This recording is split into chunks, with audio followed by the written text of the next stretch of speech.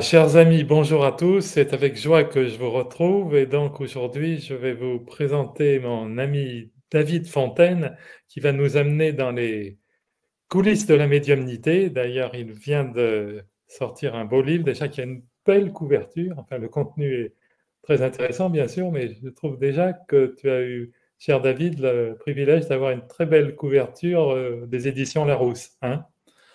Tout à Donc, fait. le propos de ce, David est un médium connu et reconnu, hein. Tu as une belle notoriété et ce n'est pas un hasard, hein. Et donc, tu essaies Merci. de faire profiter le plus grand nombre de ton talent au travers de ton livre, où tu invites chacun à découvrir son pouvoir de médium. Alors, il est vrai qu'on a tous, à un moment ou à un autre, une faculté de se connecter à l'invisible, hein. Combien de fois on entend les gens dire: «Je le savais». Ça Et oui, signifie bien qu'ils se sont connectés à quelque chose qui était dans l'invisible, hein?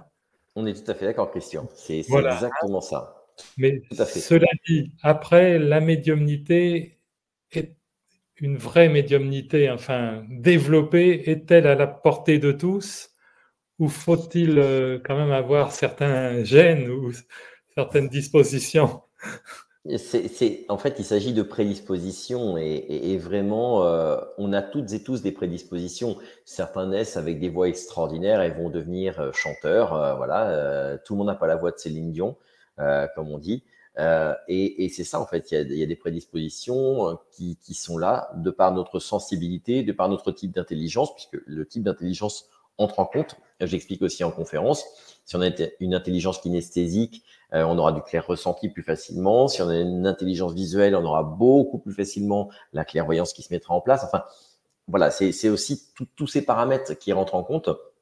Et puis, ne pas avoir d'attente, en fait, permet de canaliser. Beaucoup de gens qui n'ont pas d'attente sont en train de jardiner, de cuisiner ou des choses comme ça. Et tout de suite, ils ont une odeur, un ressenti, une présence, parce que justement, ils n'attendent rien. Et Allez, le fait de ne rien attendre, d'être dans l'accueil, permet effectivement d'avoir accès à la médiumnité. voilà, l'attente donne toujours une pression. Évidemment, et puis on est dans le mental. On reste dans une espèce de mental Oui, d'attente avec le je veux. Et le je veux, en fait, en loi d'attraction, c'est je n'ai pas. voilà. Donc, le fait de ne rien attendre, on ne sait pas ce qui va se passer dans une médiumnité, on ne sait pas comment ça va se passer, si le défunt sera présent, ce qu'il va nous dire. Voilà, il y a tellement de paramètres différents qu'on a cet état d'accueil qui fait qu'on laisse complètement faire les choses. Alors, quand je dis complètement faire, on est quand même très ancré, parce que ça, c'est hyper important. La base, c'est l'alignement, l'ancrage, avoir un équilibre. Et puis, on est aussi disponible au moment où on le fait. C'est-à-dire que quand on fait une médiumnité, on ne la fait pas à la volée. C'est pas quand on est à l'apéro ou lors d'un barbecue qu'on fait une médiumnité, quoi. Ça se fait pas à la volée. Il y a quand même une part de respect pour le défunt qu'on va canaliser, pour la personne qui reçoit le message et aussi pour le médium. Donc, on est quand même disponible à ce moment-là. C'est-à-dire que si on a des contrariétés ou des choses qui vont pas, c'est pas le moment de faire la médiumnité, mais plutôt d'aller s'occuper de sa vie terrestre, de régler les problèmes avant de faire la médiumnité, évidemment. Voilà, alors si tu veux nous raconter ton histoire, tu es tombé un petit peu comme Dans la Obélix, marmite. assez vite, assez tôt dans la marmite, hein? Oui, depuis l'enfance, c'était là depuis l'enfance. La médiumnité a toujours été là, donc ça n'a pas toujours été simple pour mes parents de le vivre au quotidien, puisque c'était quand même au quotidien. Et c'est vrai qu'ils se sont posés beaucoup de questions. Et j'ai eu la chance que ça se coupe vers l'âge de 7-8 ans, j'allais dire, parce qu'on se formate aussi un petit peu avec l'école, le savoir. Et puis quand on se rend compte que nos copains de classe, ils voient pas la même chose que nous, on a plutôt tendance à se dire, bon, allez, les parents, ils ont raison, ce sont des amis imaginaires, voilà. Donc, on met un peu de côté tout ça. Et puis, en 2011, une expérience de mort imminente me ramène en plein dedans, donc le 26 décembre 2011. Et quand je sors de cette expérience de mort imminente, quelques jours après, waouh, de nouveau de la clairvoyance, de nouveau de la clairaudience. Et je dis, waouh, je suis un peu secoué, à mon avis, je dois travailler trop, il faut que je me repose. Et j'ai cru que c'était des hallucinations. Et voilà, on s'est posé des questions. J'en ai discuté avec pas mal de monde et c'est là où effectivement la médiumnité s'est manifestée beaucoup plus présentement, concrètement, avec des détails vraiment très précis permettant de confirmer que ce qui était capté était bien juste. Et quel a été le point de bascule qui a fait qu'un jour tu t'es réveillé, enfin, où tu as décidé d'en faire un métier, en fin de compte, parce qu'au départ tu voulais être Oui, vétérinaire, tu te préparais bah, à être à la vétérinaire. base, c'est ça, je voulais être vétérinaire. Moi, c'est vrai que le monde animal, enfin voilà, j'ai toujours de la tendresse pour le monde animal. Et pour moi, c'est vrai que quand il a fallu arriver à l'euthanasie des animaux dans les cabinets vétérinaires, oula, ça a été très dur pour moi. J'avoue que ça a été quelque chose de trop dur pour moi. J'écoutais la Annabelle de Billy-Dieu chez Philippe Ferrer il y a quelques jours, et elle disait la même chose. C'est quelque chose de difficile parce que le pratiquer soi-même, faire cet acte, je vais pas dire d'ôter la vie. Je vais dire aujourd'hui avec mes connaissances de mieux accompagner la personne ou l'animal qui part. Je le dirais beaucoup. Aujourd'hui, je le dirais comme ça. Mais j'avais pas à l'époque ce recul et voilà. Donc pour le coup, ça a été vraiment pour moi un changement radical et je suis parti après pour devenir journaliste, donc en faisant un doc d'anglais puisque c'était ce que je voulais faire. Donc après vétérinaire, c'était journaliste. Donc j'ai travaillé dans un grand quotidien en tant que correspondant local. J'ai fait mes études, mon doc d'anglais et je me suis retrouvé en fait imitateur et chanteur pendant près de 25 ans. Donc le gars qui est complètement passé à côté du truc, Une belle mais carrière, Nicole. Alors, qu'est-ce qui a fait que, après ces 25 ans, un jour, tu t'es dit vraiment, c'est ma voie? eh ben, en fait, c'est qu'on m'a fait comprendre, à travers cette expérience de mort imminente, on m'a quand même fait comprendre qu'il était temps de le faire. C'est-à-dire que quand ça s'est mis en place, dans les détails, dans les, j'allais dire, les visions, dans ce que j'entendais, dans ce que je ressentais, on m'a bien fait comprendre que c'était le chemin et qu'il fallait que je me mette en chemin. Et il faut savoir quand même que je plaquais à l'époque une entreprise de spectacle avec près de 80 artistes puisque je faisais de l'international. On partait pour des grandes sociétés françaises à Cuba, Panama, Chypre, l'Écosse, la Turquie, etc. Donc, c'était pas rien. Je quittais tout ça pour aller faire de la médiumnité. Donc, c'est-à-dire, je partais pour un truc complètement abstrait pour mon comptable, pour ma famille. Mais en même temps, je savais que c'était juste. Et ça a été très vite, tu sais, Christian, parce que dès le début, j'ai rencontré les bonnes personnes. J'ai eu la chance de rencontrer les bonnes personnes, que ce soit à Caen. J'ai eu l'occasion de rencontrer le père Brune très tôt, donc qui a fait la préface de mon premier livre. Mon premier éditeur, Jean-Michel Grandcir, que je salue, qui Là, s'occupe de je la revue signale que ton Parascience. livre, il est préfacé, là, Découvrez vos pouvoirs de Par médium, Geneviève, ouais. préfacé par Geneviève Delpech. Ouais, Geneviève a accepté parce que je voulais pas n'importe qui pour une préface. Geneviève, on est amis, on partage beaucoup de choses. C'est une femme hyper sensible, une artiste peintre de qualité, parce que là, elle revient encore de Bruxelles où elle a fait une exposition sur la place des femmes dans la culture occidentale et européenne. Donc voilà, elle fait des très beaux tableaux et on s'aime beaucoup, on s'apprécie beaucoup. Vraiment, c'est quelqu'un que j'estime énormément, et surtout quand je vois tout ce qu'elle fait pour les autres. Et donc, pour la préface, je voulais pas prendre n'importe qui. Je voulais vraiment quelqu'un qui me connaisse, quelqu'un que je connais et avec qui je partage cette vision de la médiumnité dans une forme d'altruisme. Et donc, c'est vrai que Geneviève était la personne adéquate. Et quand je lui ai dit, j'aimerais que ce soit toi. Et voilà, quoi. C'était chouette et je la remercie encore d'avoir fait cette préface. Et voilà, ça a toujours été. Il y a eu deux préfaces. Il y a eu le père Brune que j'estimais beaucoup vraiment dans le premier livre. D'ailleurs, les trois premiers livres, je fais une petite annonce, les trois premiers livres, les trois merci, on va avoir du mal à les trouver. Si vous les avez, gardez-les en collector parce qu'ils vont être complètement refondus en un seul qui va sortir au printemps 2025. Donc, si vous les avez, gardez-les, c'est collector, les amis. Donc voilà, donc c'est vrai que voilà, ça a été que des rencontres avec différents médiums. Et puis tout de suite, on m'a dit, bah non, viens. J'ai fait des binômes avec pas mal de médiums qui m'ont dit, non, mais viens, c'est le moment. Pour toi, faut y aller, quoi. Et ça s'est fait très, très rapidement. J'avoue que ça s'est fait très rapidement.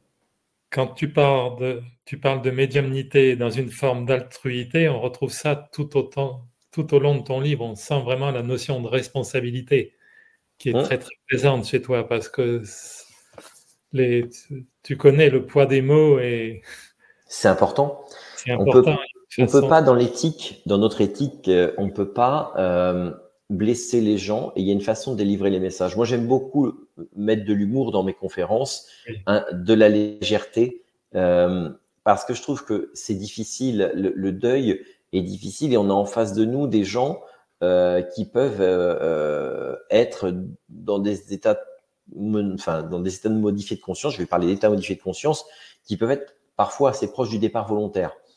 Et il faut faire très attention parce que quand on délivre le message d'un défunt en donnant, j'aime pas dire des preuves parce que j'aime pas le mot preuve, mais en donnant des messages très précis sur les prénoms, sur les heures de départ, etc., on peut aussi leur dire, bah, vous voyez, l'au-delà, ça existe. Et si la personne est vraiment désespérée, elle peut passer à l'acte et partir.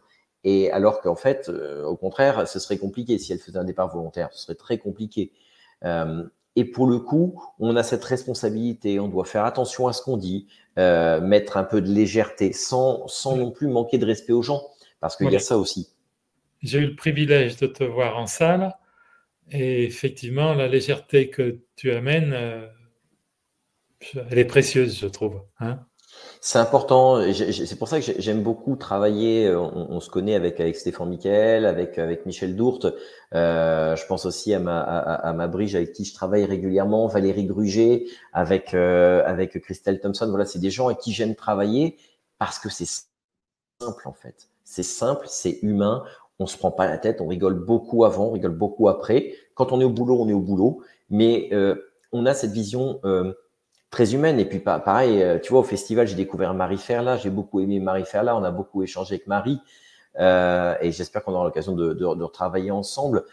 C'est pareil, c'est quelqu'un elle est généreuse, elle est dans une forme de légèreté aussi, tout en étant très pro. Et c'est ça, je crois, qui est important aujourd'hui. Il y a besoin de ce côté un peu plus léger parce qu'on traite quand même du deuil et que c'est pas forcément simple d'aborder ce sujet. Et puis les gens ont besoin d'être rassurés, quoi. Oui, aussi. Ça, Oui, c'est impératif. C'est impératif de pouvoir rassurer les gens et de pouvoir aussi les écouter parce que nous, on transmet, mais il y a aussi ce que vont nous transmettre. C'est-à-dire faire très attention à ce qu'ils vont nous dire. Il y a beaucoup de gens qui me disent, est-ce que le défunt est heureux? Et je dis, vous savez, heureux peut-être pas. Je lui dis parce que nous, on en parlait avec Sylvie Ouellette au Québec, qui est une amie aussi, et avec Sylvie, on parlait de ça, et c'est vrai que on peut pas être heureux de quitter les siens, parce que nous, on perd une seule personne, mais il faut pas oublier que le défunt, lui, perd plusieurs personnes d'un coup. oui. Et c'est Ça, j'ai hyper jamais important de pensé prendre ça en compte et de oui, se dire, euh, on arrive à avoir une forme d'apaisement chez le défunt, mais de là à dire il est heureux, youpi, voilà, il ressent cet amour inconditionnel, il se sent apaisé. Il y a les souffrances du corps, mais il peut y avoir parfois les souffrances de l'âme, le déchirement d'avoir aussi perdu les gens de ce côté du voile, quoi, dans la matière. Même si lui peut les percevoir, les ressentir, les voir, euh, il y a aussi ça. Donc, faut y penser. C'est pour ça que je dis toujours, quand on parle de tout ça, il faut être très prudent. Faut peser ses mots et on dit pas forcément tout. Enfin, moi, je sais que je mets des filtres. De même, la question quand on me dit est-ce que il a souffert, même si c'est le cas, je le dis pas, je dis non, parce qu'en fait, ça n'apporte rien à la personne qui est en face, si ce n'est plus de souffrance vis-à-vis du départ. et quand tu faisais allusion à Sylvie Ouellette, ceux qui voudront la retrouver, il y a une interview.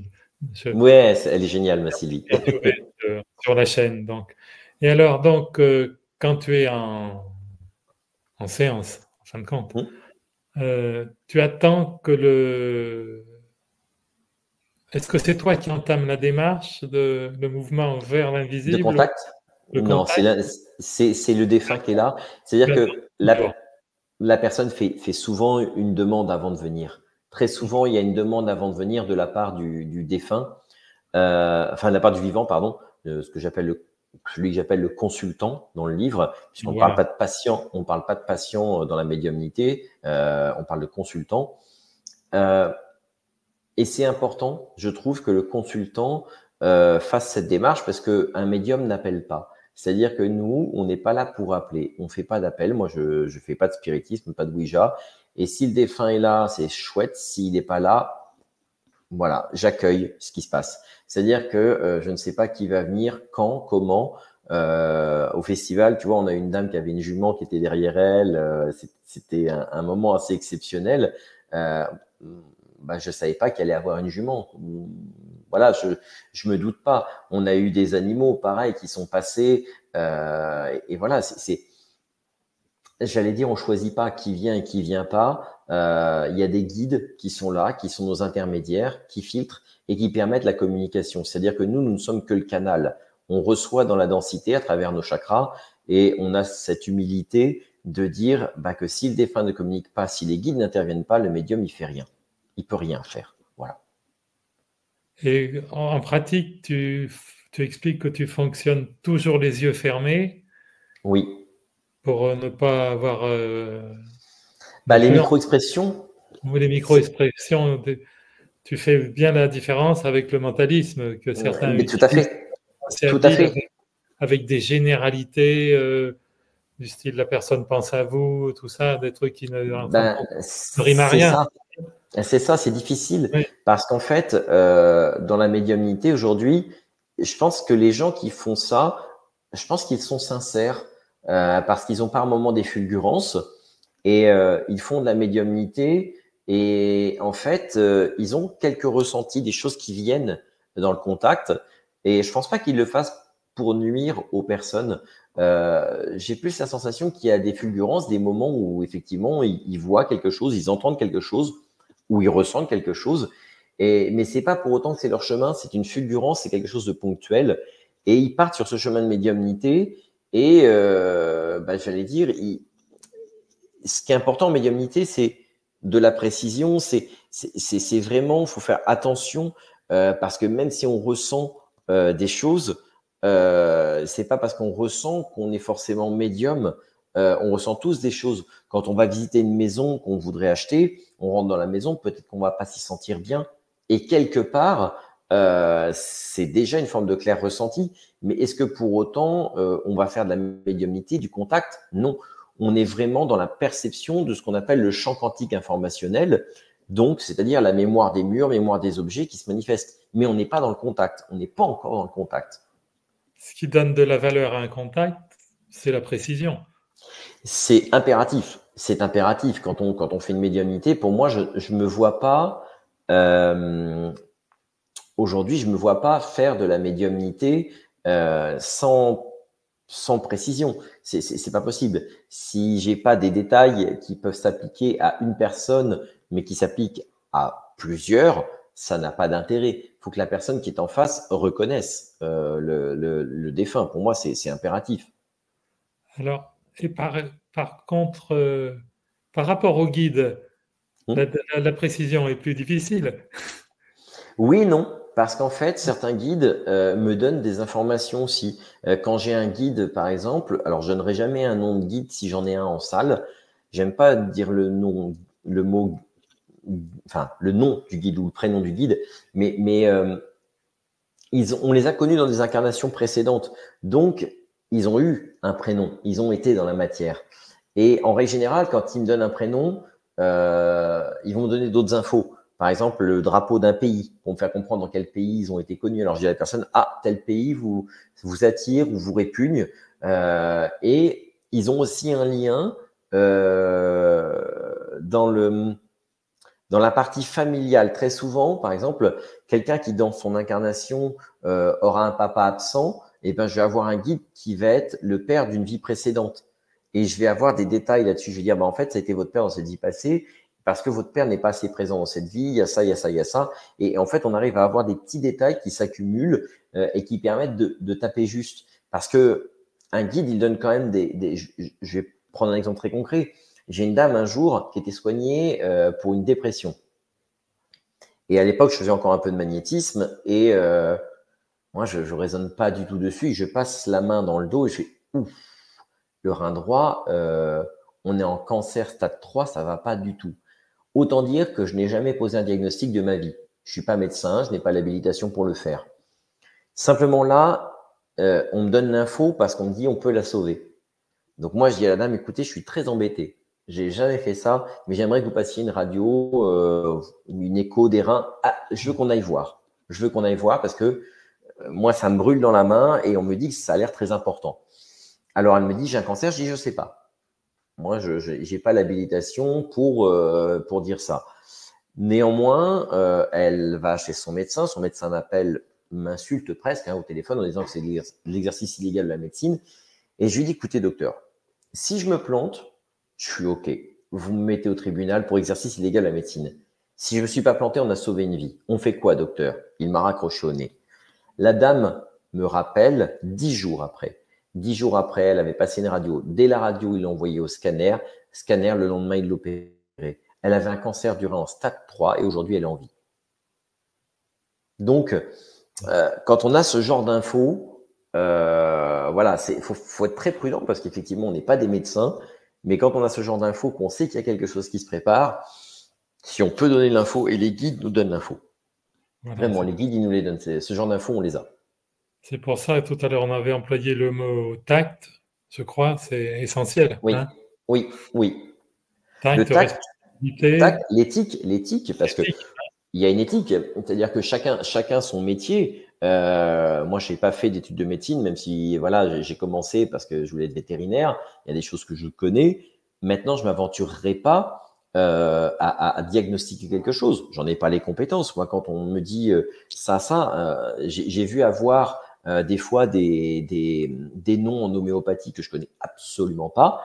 Je canalise le nom et je dis à la personne, écoutez, ce serait bien d'aller voir le médecin et demander-lui ça. Voilà, allez voir si ça résonne sur votre problématique.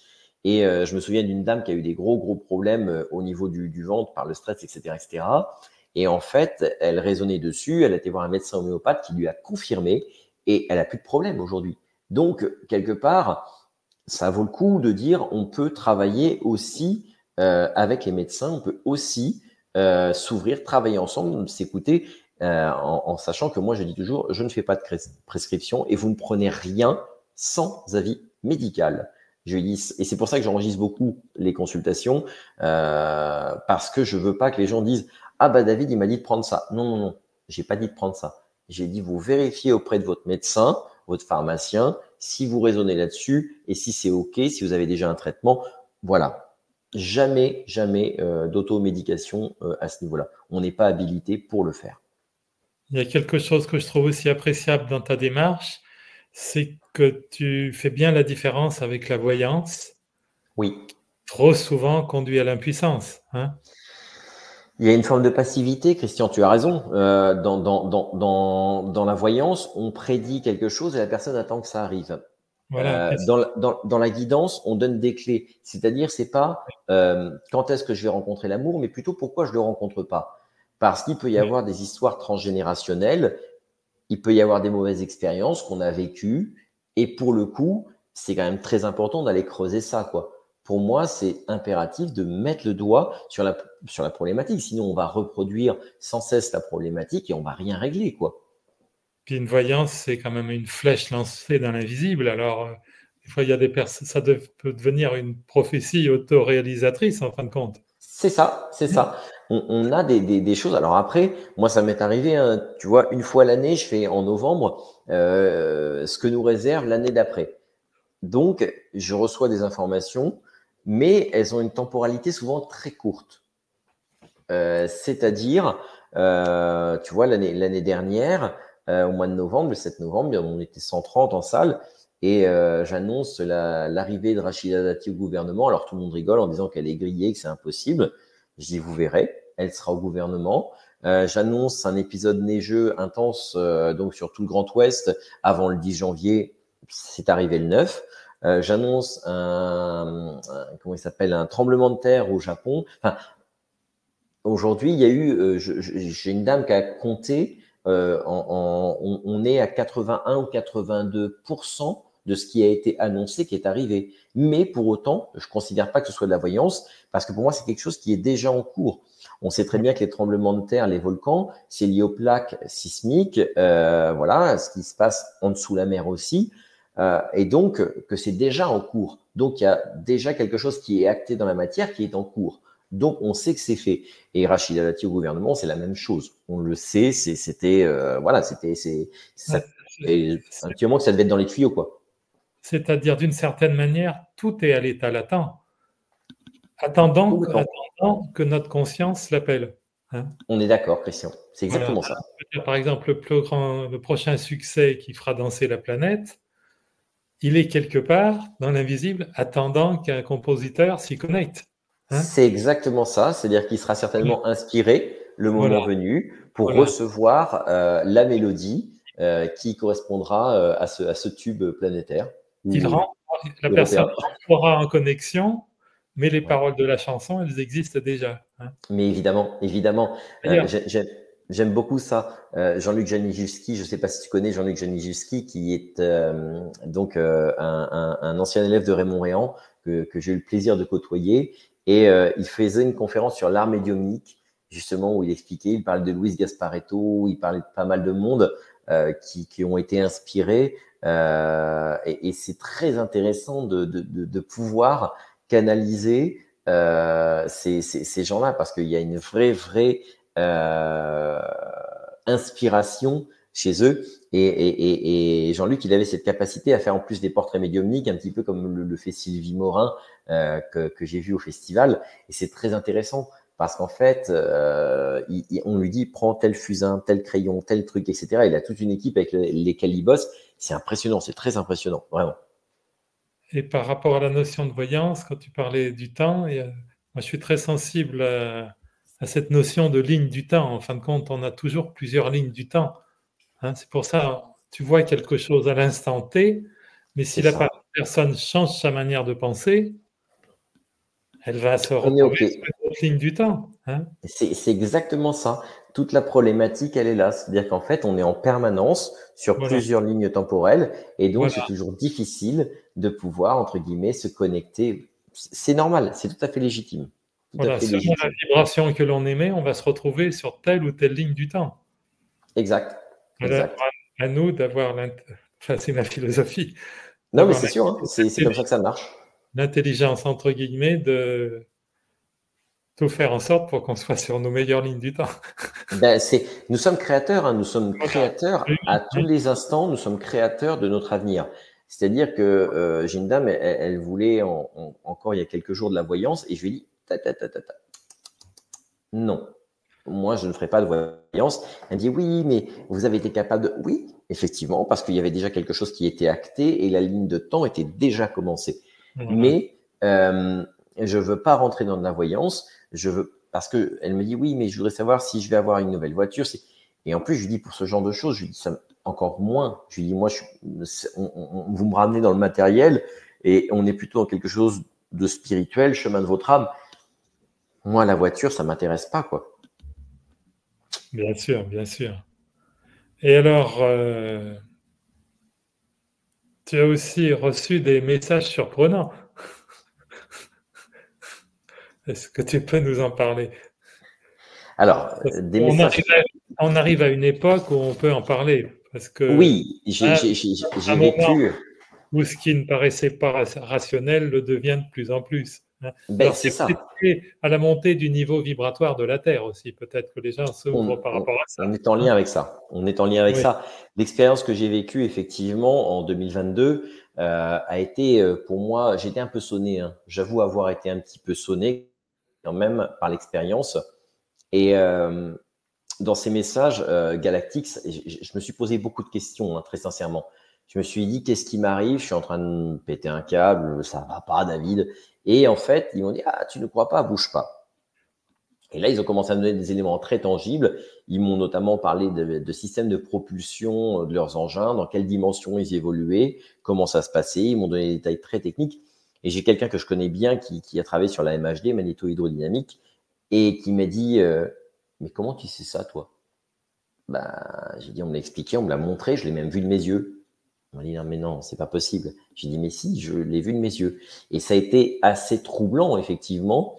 Et ce qu'ils m'ont surtout expliqué, c'est… Alors, le terme galactique, il est un peu galvaudé parce qu'aujourd'hui, un peu dans cet aspect un peu New Age, mais j'allais dire, dans ces frères et sœurs qui ont composé aussi la vie sur Terre, qui font partie de notre univers, ils m'ont expliqué que nous étions en pleine ascension, que tout était en train de bouger. Pourquoi? Parce qu'en fait, le cosmos, c'est un tout cohérent, unifié. C'est très mathématique, en fait. Et que nous étions dans une période où nous allons devoir, et je dis bien devoir, évoluer rapidement. C'est pour ça qu'il y a plein d'ouvertures de conscience qui se font, plein de choses qui s'ouvrent, on fait des découvertes scientifiques, on bouge, parce que cette ascension, elle doit se faire avant 2030, clairement. Il y a un time lapse qui est important et qui fait que si on n'évolue pas dans ce délai, ça va être très compliqué pour tout le cosmos. C'est-à-dire que tout le monde va en pâtir. Donc le réveil, la prise de conscience du vivant sacré, le respect de la vie animale, le respect de la nature, le respect du vivant sacré, l'écoute, la tolérance, il y a plein de choses qui vont se mettre en place. Attention, pas la tolérance dans tous les termes. Évidemment, là, on peut être tolérant à partir du moment où ça ne nuit pas à l'autre. On est bien d'accord. C'est-à-dire que quand on a des choses qui viennent nuire ou alors qu'on impose des choses qui peuvent être nocives, non, on recadre. Mais la tolérance, justement, parce on nous a mis plein d'étiquettes, je disais aujourd'hui, sur notre religion, notre sexualité, notre alimentation, notre couleur de peau. J'ai dit waouh, waouh, waouh, waouh, waouh. Elle n'est pas là, notre humanité. Notre humanité, elle est justement dans le fait d'être capable d'intégrer toutes et tous avec leurs différences, permettant de comprendre les cultures, l'histoire, comment ça s'est fait et d'avancer, parce que c'est ça la réalité. Et comprendre qu'on est tous reliés à un même point. Je fais un petit clin d'œil à Laurent Jacques Costa. Les garçons, j'ai avancé dans la lecture du livre. et pour le coup, quand il parle du mycélium, c'est important de comprendre qu'il y a déjà un réseau qui existe naturel et que ce réseau naturel, il peut aussi se connecter à nous. Parce que ce mycélium, il fonctionne beaucoup avec l'eau. On est quand même la planète bleue et que nous sommes composés aussi à près de 80% d'eau. Donc, c'est quand même très drôle. Et on peut se connecter à ce mycélium à travers l'eau que nous avons en nous. Et ça, c'est important de le comprendre. Le film Avatar essaye de nous le faire comprendre, hein, le premier. Hein. C'est plutôt bien fait d'ailleurs.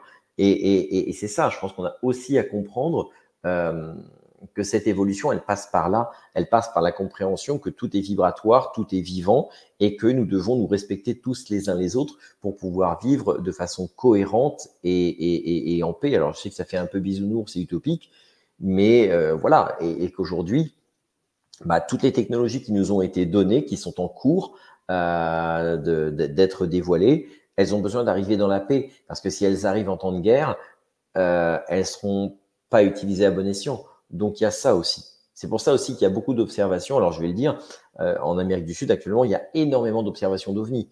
Et je parle d'OVNI en plein jour, filmés, constatés par la police. Il y a vraiment un déferlement d'observations de plus en plus, justement pour poser les choses. Et j'allais dire, même aux États-Unis, il y a encore eu des cas dernièrement qui ont défrayé la chronique. Donc ça bouge, on voit que ça bouge. Donc ça va dans le bon sens, vraiment. Oui, de toute façon, même je crois que le Congrès refuse encore de déclassifier les documents, les travaux sur ces observations, mais le fait Bien qu'ils sûr. refusent de les déclassifier prouve bien que ces observations existent en même temps. Il y a quelque chose. Ils ont commencé à donner deux, trois petits trucs. Voilà, je pense qu'ils préparent à une révélation après quid de ce qui est fabriqué sur Terre et de ce qui est vraiment pas fait sur Terre. Voilà, j'allais dire, ou pas dans cette dimension aussi, puisque j'ai eu l'occasion d'échanger à l'époque où j'étais à Banque OVNI avec quelques personnes, et ça j'ai le droit d'en parler pour le coup.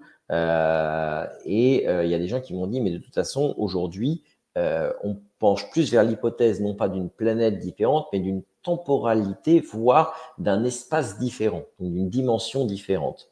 Donc c'était déjà le cas. Et d'ailleurs, j'ai beaucoup aimé le dernier livre de Jean-Claude Bourret là-dessus, parce que je vais dans ce sens-là. Je pense que, comme tu le dis, il n'y a pas d'aspect linéaire dans le temps, il y a plusieurs lignes de temps, donc il y a plusieurs espaces.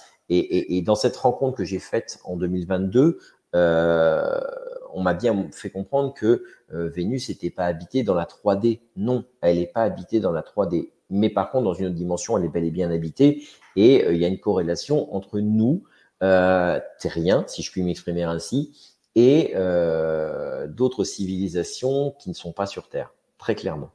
Et il semblerait que tout cela soit à l'image un petit peu d'un jeu de cartes où toutes les cartes existent en même temps. On est bien d'accord. C'est ça, Complètement donc ça d'accord. supprime la vision linéaire du temps, hein, complètement. Mais On tout est est dans là. une vision circulaire où on peut quelque part se connecter au passé ou à l'avenir, mais dans Sans l'instant T, cesse, sans sans cesse, cesse, sans sans cesse. cesse. Et tout est à disposition, en fait. Ce qui compte, c'est juste l'instant T. C'est-à-dire qu'en fait, notre conscience a la capacité de se projeter dans d'autres lignes temporelles, dans d'autres potentialités de futur. Et ça permet effectivement de mieux comprendre, de mieux évoluer et, comme tu dis, de choisir les meilleures lignes temporelles. Quand on nous prépare, quand un défunt vient nous voir en nous disant, en nous montrant que quelqu'un de proche va partir, il y a une vraie préparation, il y a vraiment quelque chose qui se met en place. Donc, c'est plutôt intéressant sur le fond. Et ce qui pouvait paraître totalement farfelu, en même temps, la physique quantique maintenant s'ouvre maintenant à cette idée de multivers, hein, On est d'accord. de plus On en est plus d'accord. très brillants qui défendent cette idée. Hein. Bah, de toute façon, on y va. Mario Bourgard, que j'ai l'occasion de connaître et avec qui j'ai déjà beaucoup échangé, il le dit, nous entrons dans une nouvelle ère de conscience. On est en train de quitter le dogme du post-matérialisme pour aller vers autre chose. C'est-à-dire qu'on est en train de s'ouvrir pour aller vers quelque chose de plus profond et comprendre que la conscience déjà n'est pas dans la boîte crânienne, mais tout autour de nous et qu'elle peut rayonner sur des milliers, voire des milliards de kilomètres. Oui, ça serait croire que l'orchestre est dans le poste de radio. On est bien d'accord, Christian, c'est exactement l'image qu'on veut. Ça en fait du monde à l'intérieur, hein, quand même. Et tu sais que quand j'ai découvert la télé étant môme, je vais faire une anecdote très drôle, mais je regardais derrière l'écran, parce qu'à l'époque, c'était, tu sais, il y avait les canons à, zut, je suis en train de chercher, avec le tube cathodique, enfin bref. Et Oui, si tu veux, je regardais derrière, je dis, mais comment ils sont rentrés là-dedans, les gens? Mais c'était drôle parce que c'était la réaction de gosse, tu vois, du gamin qui découvre la télé, qui essaye de comprendre, mais comment c'est possible, en fait. Et c'est très drôle. Et le plus drôle, je crois que c'est quand on m'a montré des choses qui avaient été filmées, style des repas de famille qu'on projetait à la télé. J'ai dit, mais comment il est arrivé dans la télé, lui? Tu vois, pour moi, c'était pas cohérent, quoi. Mais c'est très drôle parce que c'est ça, en fait. Je crois que c'est important de comprendre que notre conscience, elle continue de s'expanser, elle continue de vivre, elle continue de se développer et que plus on va avoir conscience, plus elle va pouvoir capter des choses et mieux comprendre le sens de la vie, même si on comprendra jamais tout parce qu'il y a un truc qu'on n'expliquera jamais, c'est la source ou Dieu ou le nom, quel que soit le nom qu'on veut lui donner. Ça va être difficile de l'expliquer. on ne l'expliquera pas, mais il est fondamental d'en être conscient. On est d'accord, on est d'accord. Voilà. On pourra pas tout dire, tout expliquer. Voilà. Alors, pour revenir au contact avec les défunts, euh, est-ce que tu préconises pour les gens qui sont dans la souffrance d'un deuil, est-ce que tu préconises d'attendre quand même une certaine période pour... Alors, tu as raison de parler de ça, Christian. Pour la simple et bonne raison que il n'y a pas de délai pour un contact, clairement. Je me souviens d'un contact que j'ai fait à Blénaud-les-Pont-à-Mousson. La dame était décédée le matin même, le soir je l'avais en salle. Donc donc il n'y a pas de temporalité. Néanmoins, dans un rendez-vous privé, dans une séance privée, il est toujours bon de laisser un petit peu de temps au défunt pour qu'il puisse s'habituer à l'autre côté. Alors même si le temps n'existe pas, lui, il a compris sa condition de défunt, il a compris comment ça se passait de l'autre côté et c'est toujours bon de laisser un petit délai. Moi, je dis toujours, je laisse 2-3 mois. Maintenant, si la personne vient, j'ai eu des personnes qui avaient perdu leur papa ou leur maman et qu'un jour après, j'avais un contact, évidemment. mais on sent bien que le défunt n'est pas encore habitué. Il se pose des questions, il cherche à comprendre. Parfois, on a des formes pensées. J'ai une dame qui était Alzheimer qui me dit mais de toute façon, moi, je suis malade, hein, je comprends pas tout et je vois pas tout. Elle était restée dans une forme pensée de sa maladie. L'astral est aussi le monde de la pensée. Elle ne Donc, savait pas qu'elle était morte. eh ben, si, mais Si. elle pensait qu'elle était morte, mais partie avec sa maladie. Ah, Donc, elle ne d'accord. comprenait plus que la maladie ne faisait plus partie parce qu'elle n'avait plus de corps, il n'y avait plus les neurones, il n'y avait plus, donc, il y avait plus la matière et donc la pathologie, elle n'était plus là, en fait. Mais elle pensait qu'il y avait encore la pathologie. Donc, on peut s'enfermer comme ça. Donc, c'est pour ça que je dis c'est toujours bon de prendre le temps. Et là, tu vois, j'ai une dame qui a demandé un rendez-vous à ma secrétaire et j'ai refusé parce que la dame, elle me dit dans le rendez-vous, oui, je n'en peux plus, j'ai perdu, je sais plus si c'était son mari ou son frère, enfin bref, et j'ai déjà fait 2 tentatives de suicide. Moi, c'est non, je reçois pas. Je l'ai redirigé vers un médecin. C'est-à-dire que là, je lui ai dit, dans un premier temps, vous allez aller voir un médecin. Là, il y a besoin d'un encadrement médical sérieux. Et quand vous commencerez à avoir un début d'apaisement, on pourra faire une consultation correcte. Parce que le problème, c'est que si vous venez dans cet état-là, vous n'allez pas être bien et le défunt va vous voir pas bien, va vous sentir pas bien et la consultation va être compliquée. Ça sert à rien. Donc, dans un premier temps, quand on est dans cet état-là, moi, je préconise d'abord un suivi médical. On fait les choses dans l'ordre.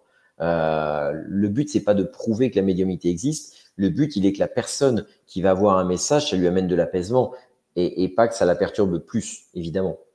Et autre question, David, est-ce que tu as un ressenti vibratoire différent selon le niveau, puisqu'il y aurait des plans, en fin de compte, de l'autre côté Tout du à fait. rideau, hein? Tu le ressens, ça, Oui.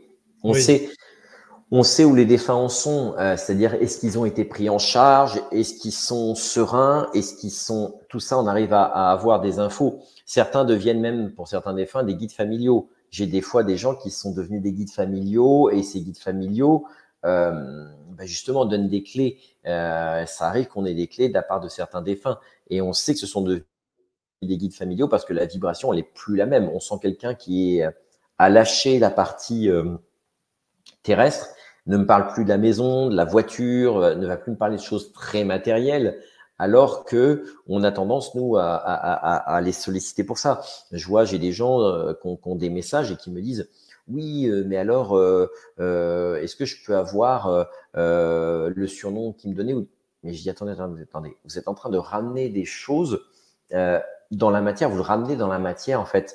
Je lui dis, lui, il est en train de vous expliquer, il donne des clés qui sont quand même extrêmement importantes. Et je lui dis, vous êtes en train de… Et puis, plus on a ce genre de demande, plus on va vouloir de preuves. J'avais eu un monsieur qui était venu, il avait eu plein de détails sur son fils qui était décédé d'accident. Il avait tout eu, hein, des dates anniversaires, des prénoms, etc., etc. Et là, il me dit, mais moi, je veux savoir, il y avait une phrase qui me disait, toujours, et je veux cette phrase. Comme ça, je saurais que c'est lui. Mais il a choqué tout le monde dans la salle parce que tout le monde l'a regardé en disant mais attendez, avec tout ce que vous venez d'avoir, vous êtes encore dans le doute du contact que vous venez d'avoir. C'était terrible. Et là, son fils m'a dit mais de toute façon, tu pourrais lui donner mon numéro de sécu et mon groupe sanguin qui croirait pas. oui. Voilà. Donc, et ça s'entend, hein. Dans la souffrance, ça s'entend. Mais c'est hyper important de comprendre qu'un médium, il prend ce qu'on lui donne. C'est ça aussi. C'est pour ça que c'est difficile de reproduire des expériences de médiumnité en laboratoire, puisque tout dépend de l'état de fatigue du médium, du consultant, du défunt, du lieu dans lequel on va le faire. Enfin, il y a tellement de paramètres qui nous échappent et c'est ça qui est difficile à reproduire en médiumnité. Même si aujourd'hui, il y a des gens qui s'y intéressent sérieusement, hein, parce que si on prend Sylvie Détiolaz, Claude Charles Fourier, Mario Bourgard, le professeur Laurence, Oui. voilà, il y en a plein qui font un travail extraordinaire. Laurent Jacques Costa, hein, Oui. qui lui aussi veut aller, et je trouve qu'ils ont raison, parce qu'en Surtout sur fait, quelque enfin, chose. Oui. ouais, on a des scientifiques qui veulent s'y intéresser. Donc, au contraire, il faut que nous aussi, on soit réceptifs et qu'on joue le jeu, qu'on aille vers ces gens-là et qu'on accepte les protocoles, qu'on essaie de comprendre tous ensemble comment ça marche, parce que c'est ça le but. Et alors, dans ton livre aussi, il y a des exercices, Oui, hein. Il y a des oui, exercices. Il y en a un, par exemple, attends, je l'ai noté, je les ai plus je ne les ai plus tous en tête. Il y en a un qui m'a interpellé avec une bougie. Oui, le fait de regarder la bougie et de voir quelqu'un qui vient Voilà. à soi, c'est ça? Voilà. Oui. Alors, c'est important parce que c'est rigolo parce que cet exercice, il marque beaucoup. Philippe Ferrer m'avait parlé aussi de cet exercice. Oui, il Et en fait, interpelle. parce que on a en fait tous la capacité de voir en fait. Et là, si un jour tu poses la question, tu prends une salle de 100 personnes et tu dis qui du coin de l'œil a l'impression de voir quelqu'un passer. C'est super intéressant parce que il va y avoir 70-75% de la salle qui va lever la main. Et c'est très rigolo parce qu'en fait, on cherche à comprendre pourquoi. Et d'un seul coup, on tourne la tête et on dit, bah non, finalement, il n'y a personne. Et en fait, on peut tous voir parce qu'il y a une partie de notre champ visuel qui est analysée par le mental. Donc, lui, hop, il a tous ces paramètres-là. Cette partie-là, il a les paramètres. Par contre, il y a une petite partie là, une petite partie là, que le mental ne va pas analyser et qui correspond presque à l'état de relaxation des ondes alpha, en fait. C'est-à-dire, en fait, cette partie-là, je ne l'analyse pas. Je la vois, mais je ne l'analyse pas. Et donc, comme je ne l'analyse pas, j'ai zéro attente. Et à partir de ce moment-là, effectivement, je peux percevoir. Donc, en focalisant notre regard sur la bougie, eh bien, on laisse venir à soi les images. Alors, évidemment, on n'appelle personne. Hein. Je précise bien, il n'y a pas besoin d'appeler. On laisse faire. Laisse. D'accord? On laisse faire. Le but n'est pas d'appeler, encore une fois. Le but est de laisser faire. Dans toutes les expériences qui sont préconisées dans le livre, on n'appelle pas, on laisse faire, évidemment. Le but, c'est pas de pratiquer du Ouija, du spiritisme, faire des appels. C'est simplement de laisser faire. S'il y a quelque chose, il y a quelque chose. S'il y a rien, il y a rien. Simplement. Et ne pas être dans une attente en disant ah bah oui mon défunt il pense pas à moi, ça suffit, il y en a marre. J'en vois même qui les engueule des fois. C'est pas la solution. C'est la meilleure façon de rentrer en contact, peut-être. On est d'accord. La colère en règle générale c'est pas le meilleur moyen de communication. Et d'ailleurs, justement, tu parles de la colère. Est-ce que, au contraire, les messages qui peuvent dominer après dans ces contacts avec nos disparus, c'est plutôt l'amour qui doit prendre la première Oui. place, hein? Oui, oui. C'est souvent des messages d'amour et c'est pour ça que je dis quand ils nous donnent des clés, bah, c'est important de dire des fois on a des clés sur le transgénérationnel, des fois on a des clés sur euh, des, une voix, on se sent un peu perdu ou alors ils me disent ah bah c'est bien, il a eu son examen, faut qu'il poursuive, faut pas qu'il lâche et la personne me dit bah j'étais sur le point de lâcher parce que j'en pouvais plus et voilà je trouve ça chouette parce qu'en fait ça montre que nos défunts voient aussi où on en est, voient ce qu'on vit et qui sont aussi liés à notre vie. Et que la relation physique qui disparaît devient une relation d'âme universelle qui grandit en fait. Et cette relation d'âme, elle n'a pas de lien avec le côté spatio-temporel. Elle est là, à l'instant T, au moment où on s'y attend le moins. Et ça montre qu'il y a zéro attente, qu'il y a zéro limite, sauf celle qu'on se met nous, sauf les croyances qu'on se pose afin de connecter avec eux. Et puis, globalement, c'est un encouragement à vivre, en fin de compte. Célébrer la vie, célébrer Célébrer. la vie et arrêter de croire que la mort s'arrête. Enfin, la mort arrête tout. Non, bien au contraire. La mort fait partie intégrante de la vie, elle fait partie d'un cycle et en fait, les consciences continuent de vivre. On sait aujourd'hui que chaque atome est relié à une particule d'énergie, que quand l'atome disparaît, la particule d'énergie continue d'exister. Cette particule d'énergie, on la relie à l'éther, au monde de l'éther, que les alchimistes connaissent bien comme cinquième élément. Et l'éther fait la jonction entre le monde terrestre et le monde de l'astral. Donc, on sait que tout part de l'astral dans l'intention, les pensées, etc., que ça vient se concrétiser ensuite avec la partie énergétique dans l'éther, et ensuite que ça vient sur Terre dans le corporel, dans la matière. Et c'est de cette manière-là. Donc, on sait bien que c'est l'énergie qui crée la matière aujourd'hui, et pas l'inverse. Einstein l'avait compris, d'ailleurs, en recalculant, faisant ses calculs, il l'a bien compris. Là, tout est toujours précédé par une information, C'est ça. hein. C'est ça, une intention. Voilà, hein. Tout ce qui existe autour de nous est né provient d'une intention, hein. Tout vient de là. C'est-à-dire qu'à partir du moment… Même sur le plan matériel. Mais bien sûr, parce qu'en fait, tu Le premier concrétises. obstacle qu'on peut attraper, quelqu'un a eu l'intention de créer ce stabilo. C'est ça, c'est ça. Très joli stabilo, Christian. mais c'est vrai que c'est hyper important parce que la plus grande expérience qui montre ça, c'est le coup de fil à un ami qu'on doit passer. C'est-à-dire qu'en fait, on sait, on avait la personne à appeler et on a zappé et d'un seul coup, ah, j'ai pas appelé un tel. J'y pense, je mets l'intention. 10 minutes après, le téléphone sonne, c'est la personne qui nous appelle. Je trouve ça plutôt pas mal. Je me dis, Complètement. tiens, Mais c'est la preuve que ça marche, quoi. c'est comme né d'une intention, toujours. Encore une fois. Si ça échappe à beaucoup de gens encore, c'est que, pour le coup, la temporalité, elle est difficile à mesurer. On Des est fois, d'accord. une intention, elle peut mettre des années à se concrétiser. Hein. Ça peut mettre des années parce qu'en fait, Des années, hein. par nos croyances limitantes, par nos peurs, des fois quelque chose ne se concrétise pas. Et d'ailleurs, Voilà. quand je vois les gens en consultation, en guidance, c'est ce que je vais regarder. Je vais regarder qu'est-ce qui fait que ça ne vient pas dans la matière se concrétiser. Qu'est-ce qui fait qu'il y a un blocage? Pourquoi il y a ce blocage? Et le simple fait de conscientiser fait que on débloque déjà quelque chose. Ah oui, c'est vrai. Ça peut être dans les empreintes de naissance. On peut avoir effectivement des choses dans la conception, la gestation, la naissance, la petite enfance. Ça peut être un vieux schéma. Je dis toujours aux gens, quand je les ai en consultation, je dis, à partir de quel âge vous avez vos souvenirs d'enfant? Quand ils commencent à me dire 6-7 ans, je dis, oh merde, qu'est-ce qui s'est passé avant? Parce qu'on sait que les premiers souvenirs, on doit les avoir aux alentours de 2-3 ans. Si on les a après, il y a eu un trauma, il y a eu quelque chose, un décès, peut-être un abus sexuel, quelque chose qui fait que on a occulté une partie. Et j'ai des gens qui me disent même des fois, ah bah moi les souvenirs, je les ai recréés à partir des photos. Waouh! Et je dis non, vous les avez vécus.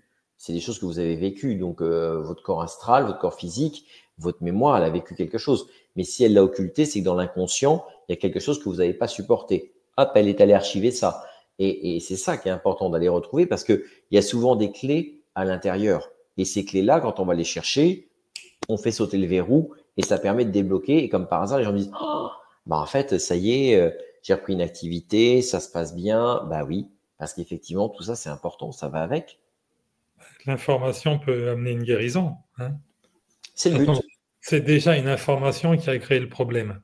Mais on est d'accord. On est d'accord. Tout est là. Donc, tout est là. Hein. Donc, C'est quelque hyper part, important. ça nous fait entrer dans un monde de possibilités extraordinaires, en fin de Bien compte. sûr, bien sûr, bien sûr. Alors, pour le sujet lambda au départ, qu'est-ce que tu l'inviterais à faire pour booster sa perception en Alors, dehors la de, première en dehors chose, de la lecture de ton livre? excellente question, Christian. La première chose, c'est de retrouver déjà la perception, le côté inné, ce que nous sommes et comment nous pouvons capter. Un exercice très simple. Vous demandez à quelqu'un de la famille, dans la cuisine, de vous préparer une petite assiette avec différents aliments prédécoupés, etc., etc. Et vous allez vous bander les yeux dans une autre pièce. Et on va vous donner l'assiette et vous allez apprendre à remanger avec les doigts. Et simplement ça. Je touche, je sens, je goûte. Juste ça. Ça va vous mettre dans l'instant présent et ça va ramener un début de perception. Parce qu'en fait, on s'est coupé. Aujourd'hui, c'est oh, il est midi, faut que je mange. Mais est-ce que j'ai réellement envie de manger à midi? Est-ce que mon corps, il a vraiment faim? Oui, ou c'est mon mental. Voilà. Mais non, mais c'est le mental qui veut ça. Oui. Parce qu'en fait, quand on voyage dans d'autres pays, je vois par exemple quand je vais au Québec, les gens mangent à 14 heures ou à 22 heures. Et c'est OK, tout va bien. C'est à Montréal, on mangeait, il était 14 heures et tout allait bien. C'était pas la fin du monde. Parce que Comme en Espagne. mais ouais, mais c'est ça. Tiens, exactement. En Espagne, c'est la même chose. Mais c'est ça. C'est une prise de conscience de dire, mais est-ce que j'ai vraiment faim? Est-ce que j'ai vraiment envie? Voilà, ça c'est la première chose. Et donc, quand on va faire ce test de perception, on va redécouvrir à la fois les odeurs, les aliments, on va avoir plein de choses qui vont se mettre en place. Et je crois que c'est extrêmement important d'être dans la sensation, d'être dans cette sensation. Et c'est ça qui va amener la perception. Le goût, quand je vais avoir les yeux fermés, c'est pour ça que mon médiumnité, j'aime bien avoir les yeux fermés, c'est parce que ça me permet d'être aligné, de ne pas voir les micro-expressions et de rester connecté à ce que je suis en train de vivre. Ça, pour moi, c'est important. Et vraiment, c'est un petit exercice simple qu'on peut faire au quotidien, s'exercer à sentir, à avoir des produits, par exemple, j'allais dire, se balader dans un parc et avoir d'un seul coup une odeur d'herbe tondue, une odeur de rose qui passe. C'est ça, en fait, qui est intéressant. C'est les perceptions, on en vit tous les jours avec nos sens physiques, mais si on veut développer cette partie subtile, il faut déjà que les sens physiques soient aiguisés. Parce que si les sens physiques ne le sont pas, ça veut dire que dans le corps, il y a déjà un problème de perception. Et on peut apprendre à capter la vibration des aliments. Bien sûr, mais Hein, bien sûr, non ça pas, se fait. voilà, non pas un fruit bio n'a pas le même rayonnement qu'un fruit. Ah, ça c'est clair, ça c'est clair. Nature. J'ai connu un magasin dont je tairai le nom. Les pommes Golden, on éteignait le magasin, ça éclairait le magasin. J'ai cru qu'ils Voilà. venaient de La Hague, hein, les pommes. Hein. Je me suis dit, waouh! Je me Eh suis oui. dit, c'est incroyable, quoi. Elles sont radioactives, les pommes, ou quoi? Ouais, c'était impressionnant, quoi. J'ai dit, il y a un problème, il y a un vrai problème. Et quand on passait les pommes sous l'eau, ben, c'était plus pareil. Je me suis dit, ils ont mis du polish sur les pommes. Comme, tu vois, sur ma tête, tu vois, Oui, pareil. Même chose. j'avais pas pensé à ça. Ben, ça. Malgré tout, tu as une bonne carte d'identité vibratoire, je peux te dire, David. Ne sois Merci, pas Christian. Merci. inquiet. Hein. Voilà, pour cette belle identité vibratoire de David, donc vous allez tous pouvoir la retrouver au travers donc de ces conférences, de ses ateliers, mais aussi donc de son livre. Hein. Découvrez vos pouvoirs de médium. Écoute, Merci, Christian. David, je te remercie. Bon, écoutez, donc, les amis, je vous invite donc, à vous abonner, bien sûr, mais aussi à partager cette vidéo parce que David est vraiment quelqu'un qui mérite d'être encore plus connu qu'il ne l'est. Dieu sait si tu l'es déjà, mon cher David. Ben, écoute, Merci et merci à bravo. toi. Merci, Christian. Merci de ton invitation. Un grand merci à tous d'avoir suivi cette vidéo. Et voilà, on se retrouve sur toute la France. Voilà, ça bouge beaucoup. Donc, là, toute la France, la Belgique, le Québec, ça, voilà, ça va beaucoup bouger. Et j'espère à très, très vite en présentiel, Christian. J'espère qu'on se reverra très, très vite parce que on n'a pas eu le temps de beaucoup échanger au festival. On était tellement dans le speed tous. Voilà, On mais était accaparés. Donc, voilà. ce sera une joie, mon cher David. Merci. Grand merci à toi, Christian.